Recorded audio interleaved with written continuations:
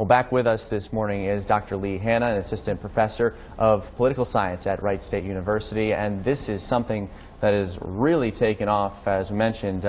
This BuzzFeed article, I have to imagine going into his news conference this morning at 11, is going to be a hot. Yes, absolutely, and this really did come out of nowhere in some ways. There's rumors that a lot of journalists knew about this, and even some leaders like John McCain and Harry Reid and others. But because it's so unverified and on so many levels, lacking sources and everything else, I think the press should be applauded generally for holding on this because they didn't have it sourced. But certainly, the timing of this couldn't be worse for President-elect Trump. Yeah, I've seen some journalists out there even saying, admittedly, that they aren't necessarily Trump supporters, but they got this information, didn't report it because, as we mentioned, it's an unsubstantiated report. Yet BuzzFeed did decide to print the article, and now clearly it's got Donald Trump upset. What are some of the other topics that we should expect to hear in this news conference today? Sure. So it's his first news conference in 165 days. So I think the press is going to be pretty amped up and ready to go. They've had a lot of time to think about the questions they want to ask him directly and try to hold him to the fire. Certainly with confirmations in the background, he'll be asked about some of his appointments, asked about some of the ethics reviews of these appointments. Many of these appointments are different for a number of reasons. So many are coming from the private sector that they haven't really gone through the public scrutiny or the vetting that other appointments have in the past. So he'll take those questions and many others. Yeah, and another hot topic is his appointment of Robert Kushner, his son-in-law, to be a member.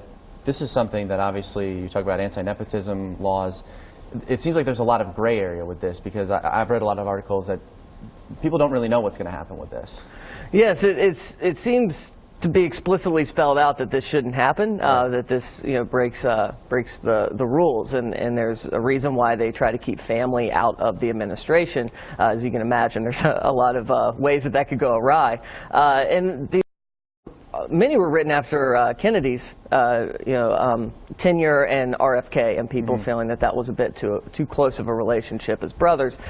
So it will be interesting to see how much scrutiny this faces, and in some ways, because the Republicans are in such a strong position, you really have to look to their leadership to see, at what points are they going to face down President-elect Trump, and at what points are they going to move forward. In the last half hour, we talked about President Obama's farewell address. He only mentioned Trump once by name. How much do you think that he'll address President Obama's farewell address from last night?